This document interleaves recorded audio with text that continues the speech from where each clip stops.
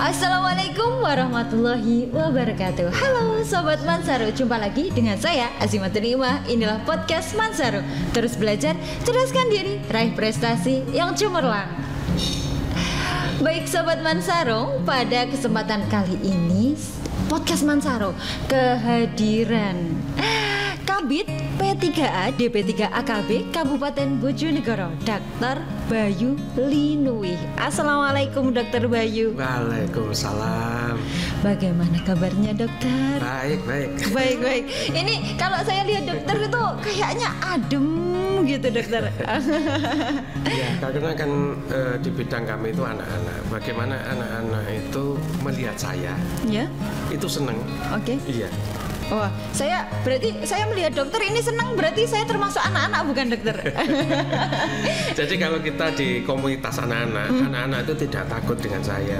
Okay. Jadi wajah saya itu bagaimana anak-anak itu tidak takut gitu. Oke. Tidak, kan biasanya kalau bagi anak-anak, mungkin nggak hanya anak-anak sih dokter. Oh, kalau sudah dewasa pun kalau mendengar kata dokter, ayo kita ke dokter, pasti itu bawaannya udah serem aja gitu. Bener gak sih dokter kalau kayak seperti itu? Iya, jadi kalau ke dokter kan takut lah. Kebetulan saya itu diberi kesempatan untuk membidangi di perlindungan anak dan pemberdayaan perempuan. P3A ini ya? Sehingga wajah saya kalau ketemu anak-anak di komunitas anak-anak, bahkan anak-anak kecil, saya ngetes saya tuh begini. Kalau saya dikatakan di terminal, di bandara atau di mana, itu ada anak-anak melihat saya, itu saya senang. Oh, ternyata wajah saya nggak menakutkan. Oh. Itu saya tes saya. Secara tesnya cukup gitu aja ya dokter ya. Kalau untuk kali ini kita tidak takut kok dokter, meskipun kita masih anak-anak gitu dokter. Baik Dokter Bayu, kedatangannya di Mansatu Bojonegoro dalam rangka sosialisasi terkait jangan nikah muda. Saya kayak gitu bahasa gaulnya. Karena Mansatu Bojonegoro adalah sebagai sekolah siaga kependudukan, menggalakkan terkait program dari pemerintah yakni sekolah jangan nikah muda. Betul. Sebenarnya ini bagaimana sih dokter penjelasannya jangan nikah muda itu? Iya. Kalau perkawinan anak ya, kita nikah muda katakan perkawinan anak itu kan di bawah 19 tahun. Bagaimana pemerintah mengusahakan bahwa anak-anak itu tidak menikah di bawah 19 tahun sesuai dengan undang-undang perkawinan laki-laki dan perempuan usia 19 tahun. Jadi undang-undangnya itu ada usia 19 tahun bagi laki-laki dan perempuan, nomor 16 tahun 2019 itu sudah ada pengaturannya. Nah, itulah makanya kami di pemerintah Kabupaten Bojonegoro melalui DP3KB mengajak anak-anak itu untuk fokus belajar, wajib belajar 12 tahun ditambah 2 tahun. Kalau wajib belajar 12 tahun, itu lulus SMA, itu usianya masih 17 tahun, 18 tahun. Sehingga untuk supaya tidak minta dispensasi kawin, sehingga usia 19 tahun itu yang diperbolehkan undang-undang. Kalau lulus SMA saja masih 17 tahun, 18 tahun masih belum boleh. Harus ditambah 2 tahun. Oke. Nah, itu loh. Jadi wajib belajar itu ditepati dulu, baru nanti ditambah. Sehingga tidak melanggar undang-undang. Oke. Ini saya mau tanya dokter, kenapa sih harus ada undang-undang yang mengatur tentang usia pernikahan pada laki-laki dan juga perempuan? Alasannya apa sih dokter? Itu ada konvensi internasional bahwa anak itu usia 18 tahun. Di konvensi internasional. Nah, kalau di bawah 18 tahun kan berarti anak tidak boleh. Sehingga pemerintah memutuskan usia 19 tahun itu baru dibolehkan. Nah, pengaruhnya itu banyak, Mbak. Jadi pengaruhnya di SDM. Iya, SDM bagaimana anak-anak itu melalui suatu penelitian kami maupun di data-data di dispensasi kawin. Anak SMP itu putus sekolah, jadi terbanyak itu justru SMP. Di SMP? Iya, jadi pendidikan terakhir SMP itu yang paling banyak yang melakukan perkawinan anak. Nah, sehingga ini ada data 46% dari sekitar 600-an yang ada di Kabupaten Bojonegoro itu pendidikan terakhir SMP. Nah itu tentu dari IPM jelas gak bagus, dari SDM putus sekolah. Nah ini dari sisi kesehatan dia juga bahaya bagi dirinya maupun bayinya. Kemudian dari sisi kesehatan itu dia akan berpengaruh kepada ibunya. Jadi ibu calon bayi ini yang melakukan perkawinan anak itu ada hipertensi, berpotensi angka kematian ibu. Sedangkan anaknya itu jelas stunting juga bisa, berat badan bayi lahir rendah juga bisa. Kemudian psikologi itu ada namanya KDRT, dan tidak semua ini ada perceraian juga yang akan berimbas pada meningkatnya angka perceraian. Perceraian itu sudah ada datanya di sini. Jadi perceraiannya itu sudah ada sekitar 30 anak, berarti ya 5%-an sudah. 5% dari kasus ini ya? Iya, dari kasus anak-anak yang menikah ini. Demikian. Berarti kasus di Bojonegoro ini dikatakan masih tinggi gak sih dokter kalau menurut dengan angka yang dokter sebutkan tadi? Iya, ini kami dari tahun ke tahun itu sudah mengalami penurunan dari sekitar rank 600 kemudian masuk di tahun ini masuk di rank 500-an. Oke, berarti sudah ada penurunan intinya. Ada penurunan. Kemudian di tingkat Jawa Timur itu di sekitar angka 12-an. Kalau kita memakai ada pembanding jumlah penduduk, jumlah penduduk anak-anak dikalikan konstanta itu 200 di ranking 12-an. Dari seluruh Jawa Timur. Di Jawa Timur tertinggi 12. Namun kalau kita menggunakan angka kasar, angka kasar itu angka perkawinan anak di Bojonegoro misalnya 557. Cuma kasar begitu, kita ranking di 9. Di 9. Karena kasar tadi ya, tidak mempertimbangkan dari jumlah penduduk. Betul. Dan juga untuk ininya konstanta. Juga. Iya. Tapi kalau kita pakai konstanta 12 tertinggi di Jawa Timur. Sebenarnya hal apa sih dokter yang melatar belakangi terjadinya pernikahan di usia dini seperti itu? Iya, ini yang melatar belakangi. Ini penelitian semua. Oh iya. Jadi tidak asal sesuai mengucapkan buku. Oh ya. Jadi tidak sesuai buku. Kami diperintah oleh pimpinan untuk mengadakan penelitian. Juni tahun 2022 itu alasan menikah itu takut zina.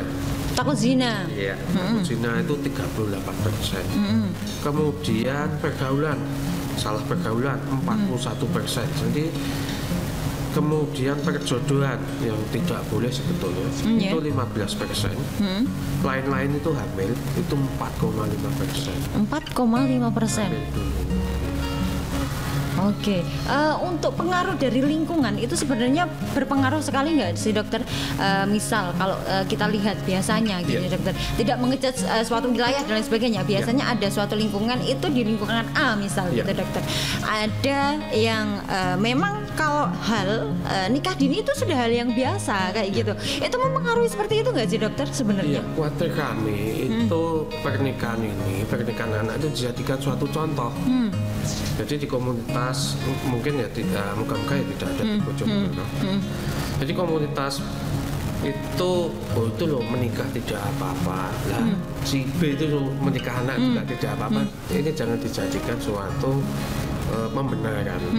Jadi dianggaplah itu merupakan hal yang tidak baik dengan memperhatikan aspek kesehatan, psikologi, ekonomi dan seterusnya itu, sehingga lebih baik ada penundaan usia perkawinan. Jadi pendewasaan usia perkawinan. Bahwa kita ketahui menurut kami yang teliti itu ternyata pekerjaannya itu sebagian besar belum bekerja. 44% belum bekerja. Iya, finansial nanti juga berpengaruh ya dokter ya. Kemudian dia juga penghasilannya kurang. Kalau dia bekerja penghasilannya kurang. Di samping itu kalau dia di sektor dikatakan malah bekerja, kan tidak boleh untuk bekerja. Nah, sehingga dia harus menghidupi keluarganya ya lewat informal, bisa mandiri sendiri karena di pekerjaan formal saja boleh untuk bekerja. Nah, nanti tidak boleh secara undang-undang. Oke, jadi mempengaruhi dari sisi psikologinya, terus kemudian dari finansialnya juga sangat mempengaruhi. Dari kesehatannya juga ya dokter ya.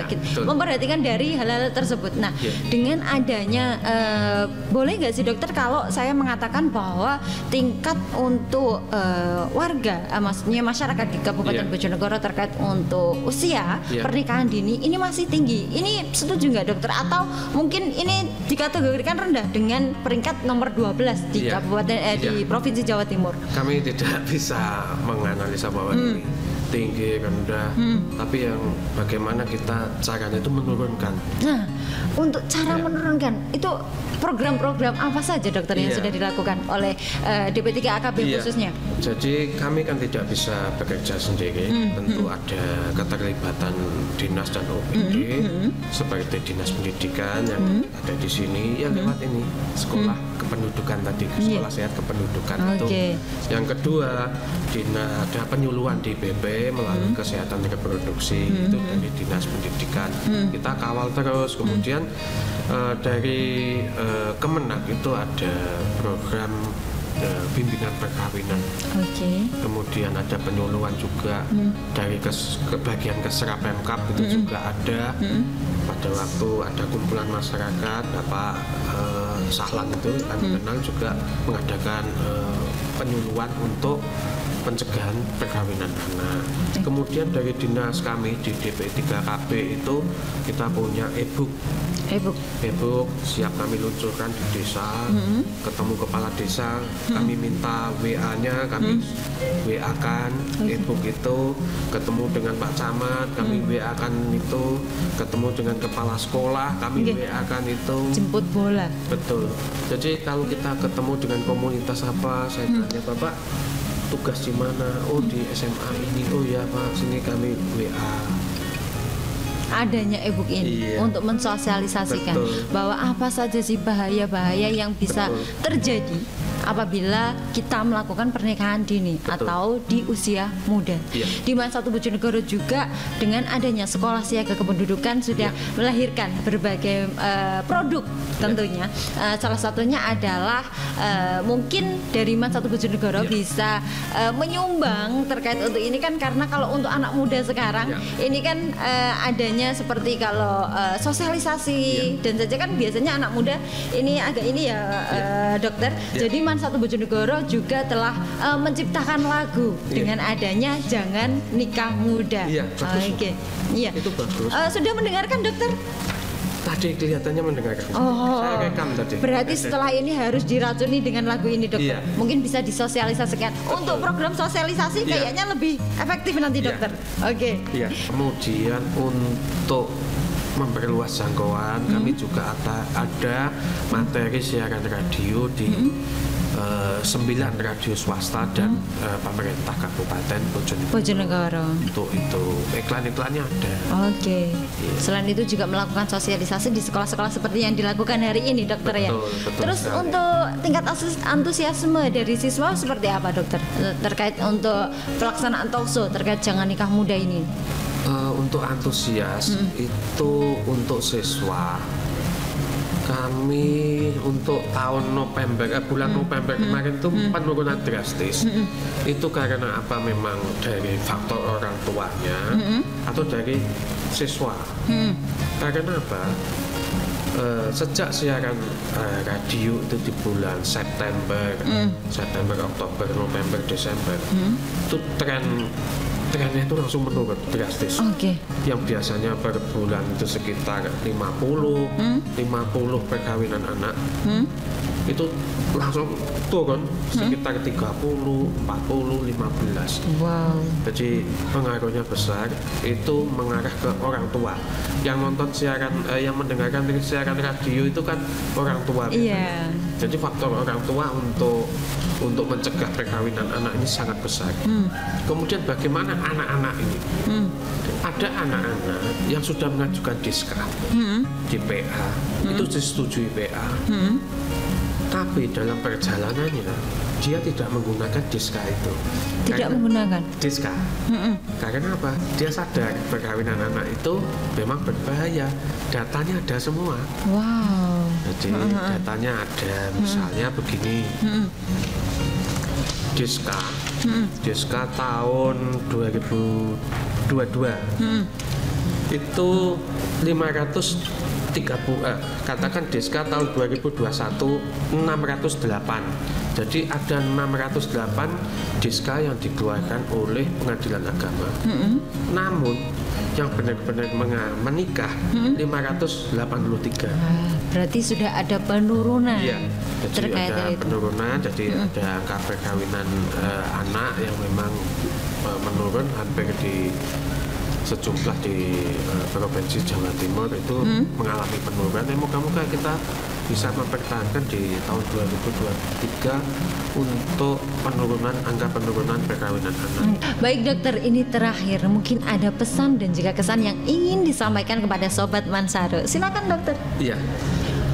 Pesan saya itu ikuti wajib belajar 12 tahun. Kemudian usianya berapa setelah mendapat ijazah itu. Bisa usiamu itu anak-anak 17 tahun, bisa 18 tahun. Itu kalau menikah itu tidak boleh. Ditambahlah usia 19 tahun baru boleh. Itu undang-undangnya ada. Tapi kalau menurut kesehatan, secara psikologi, ekonomi, menikahlah sesuai anjuran BKKBN itu 21 tahun bagi perempuan dan laki-laki 25 tahun sehingga terjadi pendewasaan usia menikah. Jadi lengkap, bukan saja pacaran yang matang tapi tidak diikuti oleh sisi kesehatan maupun ekonomi. Tentu akan berbahaya, nanti merugikan diri sendiri. Dan penelitian ini belum bekerja semua, hampir 70-80% itu belum bekerja, belum siap lah ya. Baik, terima kasih Sobat Mansaru. Seperti yang dikatakan oleh Dokter Bayu tadi, seperti kata pesan dari BKKBN, menikahlah di usia untuk perempuan adalah 21 tahun dan untuk laki-laki di usia 25 tahun. Saya Azimatun Ni'imah, inilah podcast Mansaru. Terus belajar, teruskan diri, raih prestasi yang cemerlang. Wassalamualaikum warahmatullahi wabarakatuh.